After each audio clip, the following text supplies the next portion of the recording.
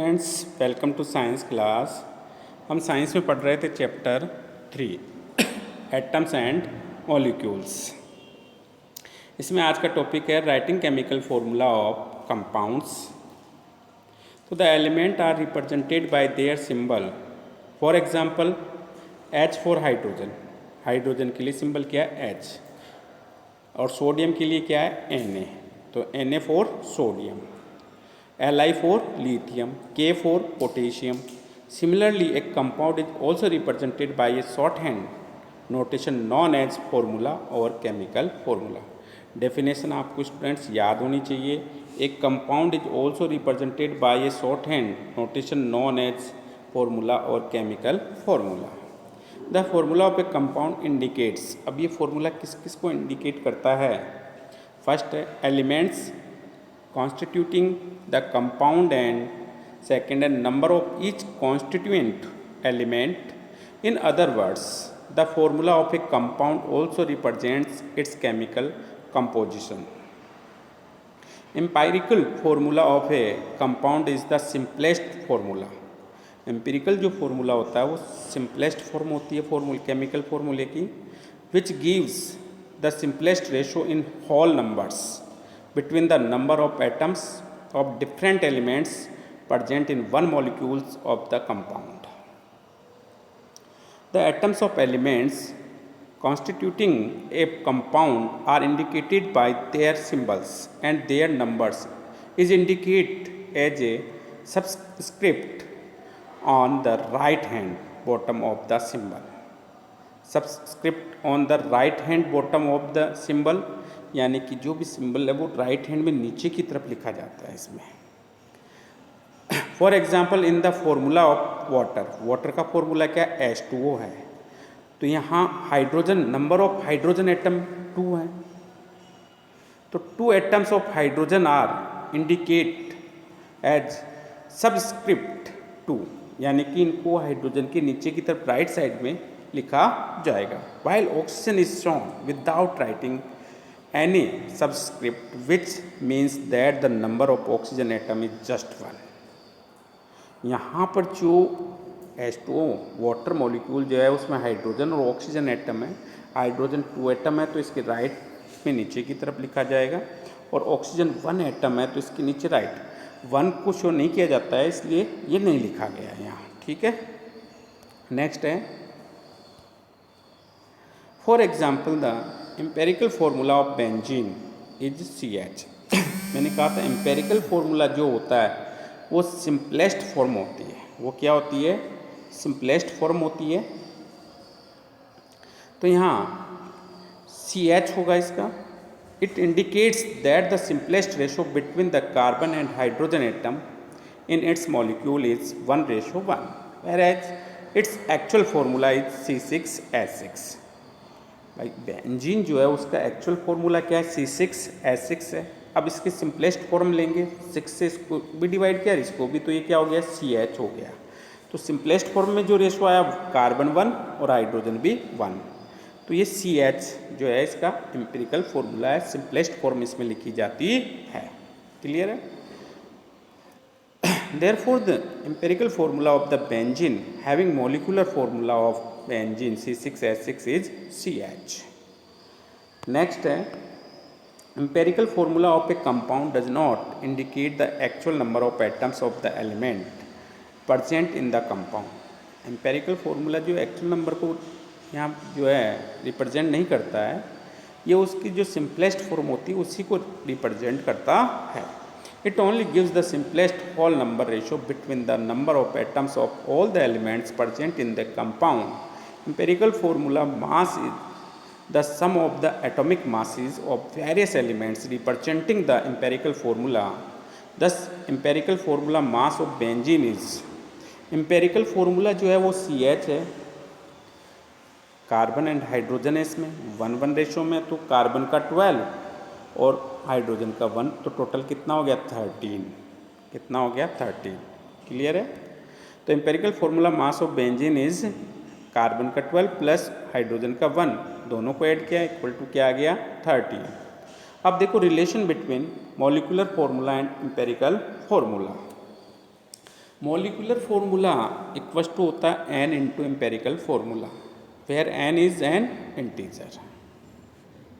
Relation पूछ लिया जाता है तो आप लिखोगे molecular formula equal to n into empirical formula. Valency तो ये रिलेशन आपको लर्न होना चाहिए। Valency, every element has a definite capacity to combine with other element. This combining capacity of an element is called its valency. भाई जो जुड़ने वाली, संयोजन वाली जो कैपेसिटी होती है एलिमेंट की, वही क्या है, उसकी वैलेंसी। ठीक है, valency of few elements are given in table. देखो यहाँ कुछ एलिमेंट्स की वैलेंसी दी हुई है, उनके सिंबल भी दिए हुए हैं। तो वैलेंसी ऑफ एलिमेंट्स, नेम दिया हुआ है, फर्स्ट में एलिमेंट का नेम, फिर सिंबल है उसका, फिर valency. Hydrogen H valency 1, oxygen O valency 2, carbon C4, nitrogen capital N valency 3, chlorine Cl इसका सिंबल है और इसकी वैलेंसी है 1। नेक्स्ट ब्रोमाइन Br इसका सिंबल, वैलेंसी 1। आयोडाइन I इसका सिंबल है, वैलेंसी 1 है। फॉस्फोरस P इसका सिंबल है, वैलेंसी जो इसकी 3/5। वेरिएबल वैलेंसी यहाँ ये शो करता है। सोडियम Na1, मैग्नीशियम Mg2 है इसकी वैलेंसी। ध्यान रखना फर्स्ट लेटर यहाँ क्या होगा, कैपिटल लेटर, सेकंड क्या होगा यहाँ स्मॉल लेटर। जब नेम लिखा जाता है तो फर्स्ट लेटर सिंबल, नेम के लिए, सिंबल के लिए कैपिटल में लिखा जाता है, सेकंड जो है वो स्मॉल लेटर में लिखा जाता है। Calcium Ca valency 2, aluminium Al valency 3, iron Fe 2/3 इसकी वैलेंसी होती है। देखो फेरस और फेरिक आयन होते हैं इसमें। फेरस होगा तो इसकी वैलेंसी 2 होगी और फेरिक होगा तो इसकी वैलेंसी 3 होगी। बेरियम Ba सिंबल है, वैलेंसी 2 है। Valency of an atom or radical is also defined as the number of electrons a particle loses or gains or shares during the course of a chemical reaction. Valency जो होती है वो परमाणु में क्या या रेडिकल में क्या होती है, कैसे डिफाइन करेंगे, इलेक्ट्रॉन लूज करेगा या गेन करेगा या इलेक्ट्रॉन्स की शेयरिंग होगी, उसके बेस पर जो है वैलेंसी लिखी जाती है, उस कैपेसिटी के बेस पे। तो द इलेक्ट्रॉन, डेफिनेशन ये लर्न करनी, the electron present in the outermost shell of an atom are called valence electron। Definition याद होनी चाहिए वैलेंस इलेक्ट्रॉन की। The electron present in the outermost shell of an atom are called valence electron। भाई atom की जो सबसे बाहर वाली सेल जो होती है वो आउटर मोस्ट सेल होती है और उस सेल को वैलेंस सेल भी कहते हैं। आउटर मोस्ट सेल को क्या, वैलेंस सेल भी कहते हैं। और वैलेंस सेल में जो इलेक्ट्रॉन प्रेजेंट होते हैं वो वैलेंस इलेक्ट्रॉन होते हैं और वो वैलेंस इलेक्ट्रॉन ही जो है वैलेंसी को निश्चित करते हैं। These valence electrons describe the valency and chemical reaction of an element. The outermost shell of an atom is called its valency shell. उसे वैलेंसी सेल भी कहा जाता है। और उस वैलेंसी सेल में प्रेजेंट इलेक्ट्रॉन क्या है, वैलेंस इलेक्ट्रॉन है, इन्हीं से वैलेंसी लिखी जाती है।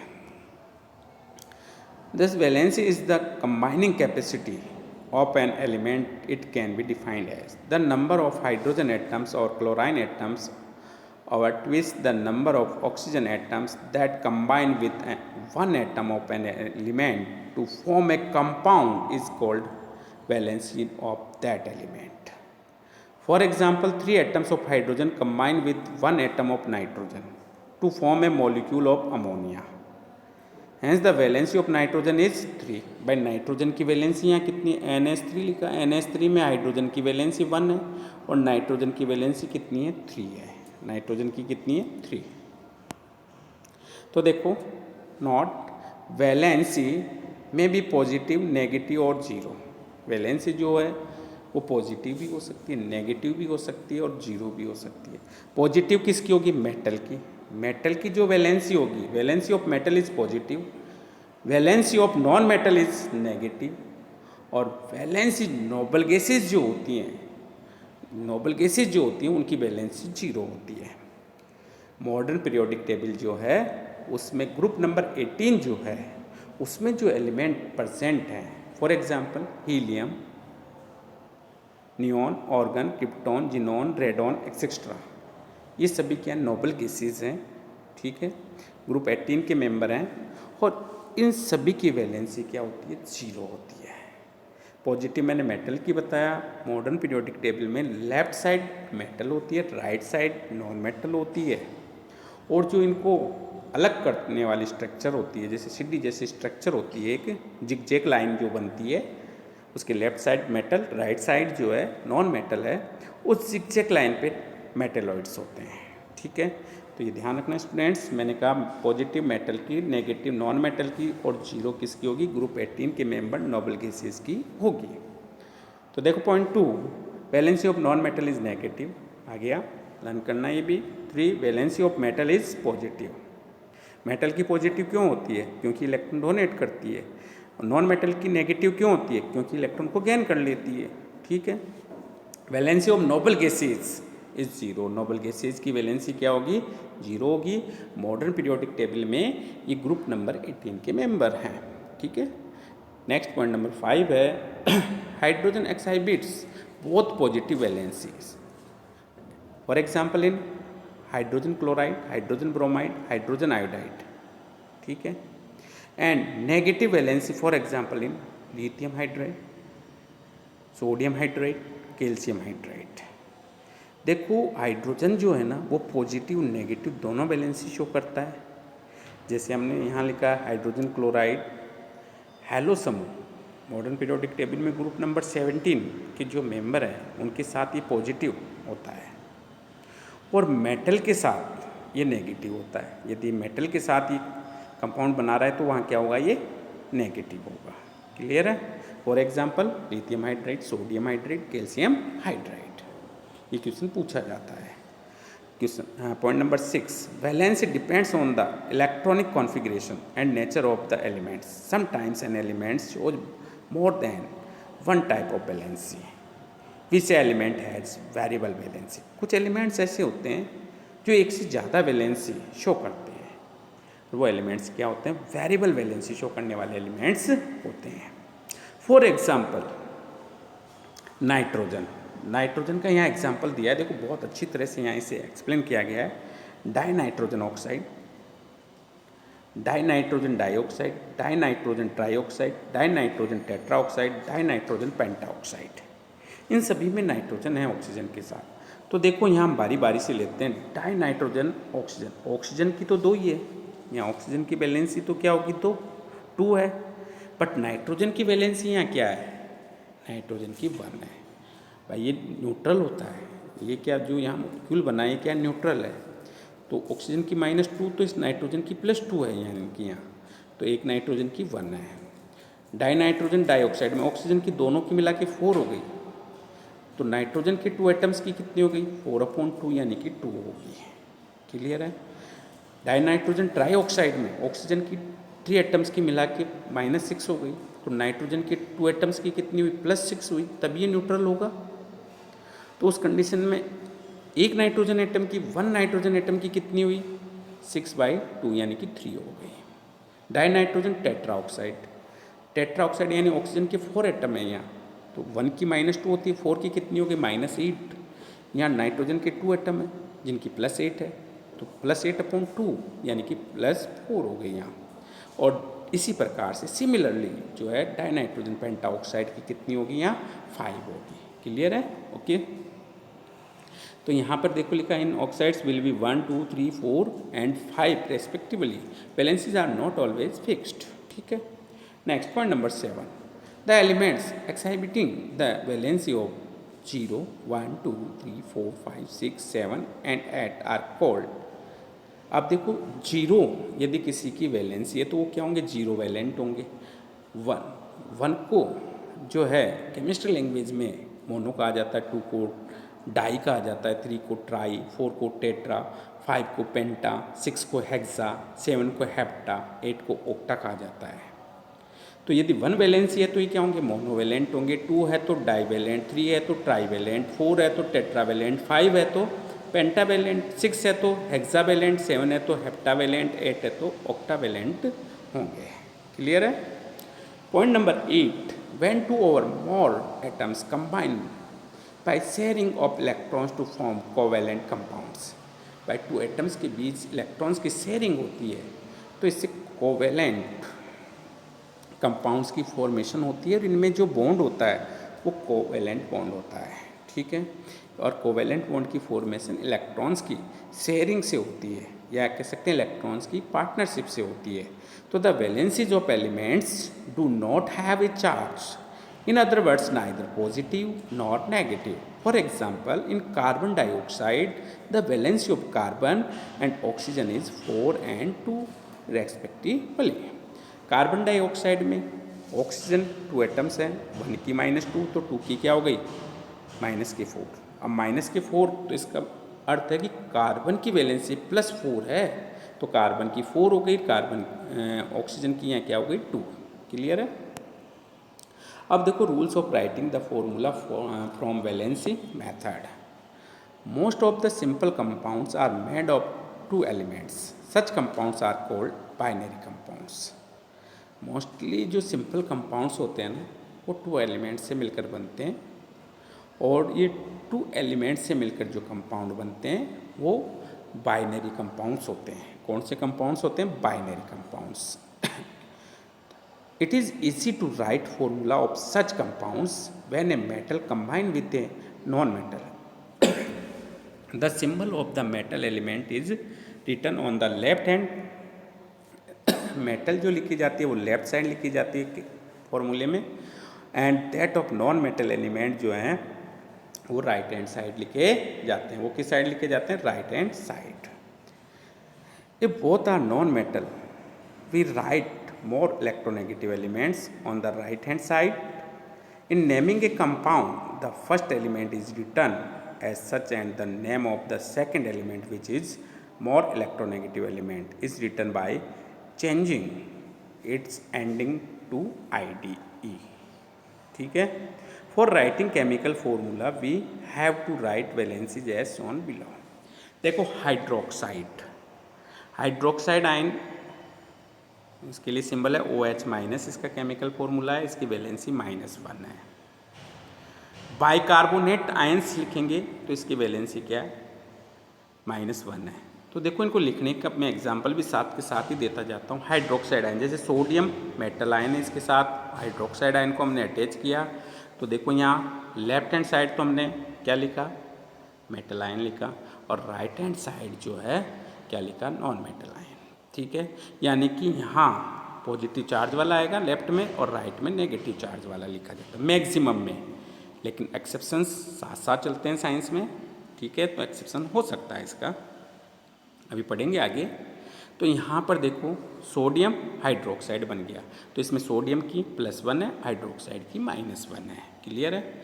इसी प्रकार से देखो बाइकार्बोनेट आयंस, बाइकार्बोनेट आयंस, तो बाइकार्बोनेट आयंस का फॉर्मूला HCO3, Na के साथ लिखा, इसे भी सोडियम के साथ तो NaSCO3, और इस कंप्लीट का नेम हो गया सोडियम बाइकार्बोनेट।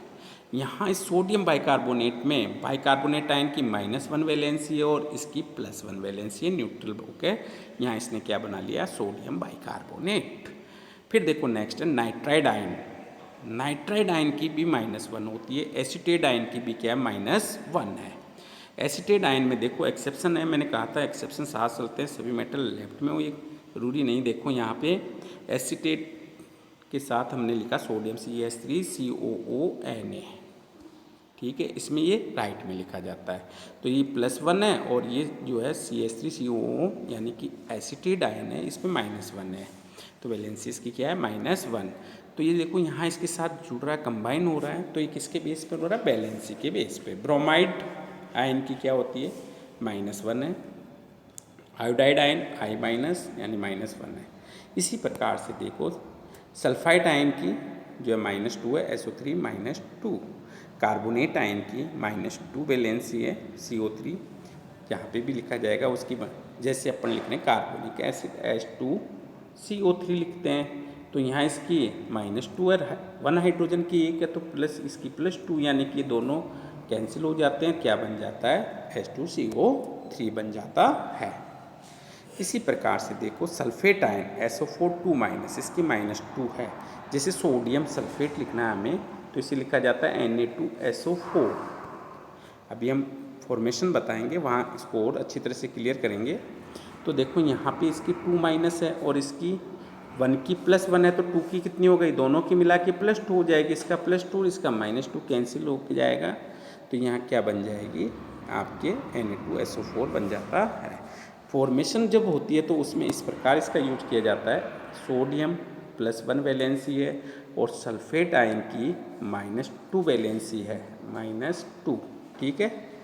अब देखो यहाँ -2 साइन नहीं जाते हैं, साइन का यूज़ नहीं करना है, केवल नंबर का। ये जो -2 यानी 2 जो हैं वो सोडियम के नीचे की तरफ लिखे जाएंगे, ठीक है, सबस्क्रिप्ट में लिखे जाएंगे, और ये 1 जो है वो सल्फेट आयन की तरफ लिखा जाएगा, सल्फेट आयन की सबस्क्रिप्ट में लिखा जाएगा। क्लियर है क्या? तो ये फॉर्मूला हो गया, Na के नीचे तो कितना आ गया 2 और SO4 के नीचे क्या आ गया 1, 1 को नहीं लिखा जाता है, तो ये हो गया Na2SO4। क्लियर है? नेक्स्ट, अब आपको यहाँ वैलेंसी होगी लर्न, तो आगे हम आसानी से जो है ये फॉर्मेशन कर सकते हैं। सल्फाइड आयन की S2- है यानी -2, फॉस्फेट आयन की PO4 3- है -3, इस पूरे मॉलिक्यूल की है ये वैलेंसी, कंप्लीट मॉलिक्यूल की -3 है, ठीक है ना। यानी कि ऑक्सीजन और फॉस्फोरस के अलग अलग नहीं निकाल रहे हम, यहाँ इस कंप्लीट PO4 की -3 है। पोटेशियम आयन K+ यानी कि +1, sodium ion +1, ammonium ion NH4+ यानी इसकी 1 है, प्लस की मैग्नीशियम आयन की Mg2+ यानी +2 है, कैल्शियम आयन Ca2+ का सिंबल है +2 है, लेड आयन की Pb2+ यानी +2 है, आयरन आयन, आयरन में मैंने कहा था वेरिएबल होती है, इसमें फेरस और फेरिक 2 आयन्स बनते हैं। फेरस जिसमें अस आता है लास्ट में उसकी कम वाली वैलेंसी होती है, जिसमें लास्ट में इक आता है उसकी वैलेंसी ज़्यादा होती है, जिससे फेरस और फेरिक 2 आयन बनते हैं। फेरस जो होता है वो Fe2+ होता है, जिसमें इसकी वैलेंसी +2 आयरन की। फेरिक आयन जो होता है उसमें Fe3+ होता है, जहाँ आयरन की वैलेंसी +3 होती है। तो अस आ रहा है उसकी कम और इक जिसमें आता है उसकी वैलेंसी ज़्यादा होती है, ठीक है। जिंक आयन की 2+ +2 है। कॉपर आयन कॉपर में भी 2 आयन्स बनते हैं, एक क्यूप्रिक बनता है, एक क्यूप्रस बनता है। क्यूप्रिक इक आ रहा है, इसकी Cu2+ +2 है।